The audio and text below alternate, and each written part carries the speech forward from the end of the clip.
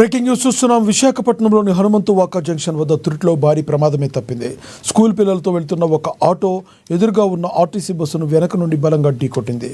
Bus stop వద్ద ప్రయాణికులను ఎక్కించుకోవడానికి RTC bus driver ఒక్కసారిగా రోడ్డు మధ్యలో బస్సును నిలిపివేయడమే ఈ ప్రమాదానికి కారణమని తెలుస్తోంది. బస్సు సడన్గా బ్రేక్ వేయడంతో వెనుక వస్తున్న ఆటో డ్రైవర్ అదుపు చేయలేకపోయాడు. ఫలితంగా ఆటో బస్సు వెనుక భాగాన్ని ఢీకొట్టింది. ప్రమాద సమయంలో ఆటోలో పాఠశాల విద్యార్థులు ఉండడంతో స్థానికులు ఒక్కసారిగా భయాందోళనకు గురయ్యారు.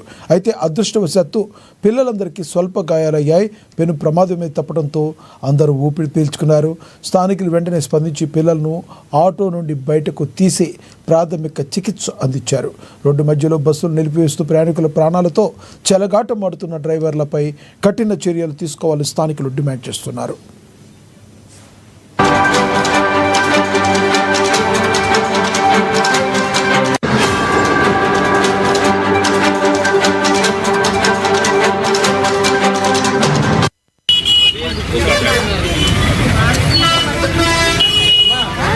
అమ్మ ముక్కులోంచి బ్లడ్ వస్తుంది. అమ్మ నీళ్ళు పట్టించాలి, ముక్కులోంచి బ్లడ్ వస్తుంది.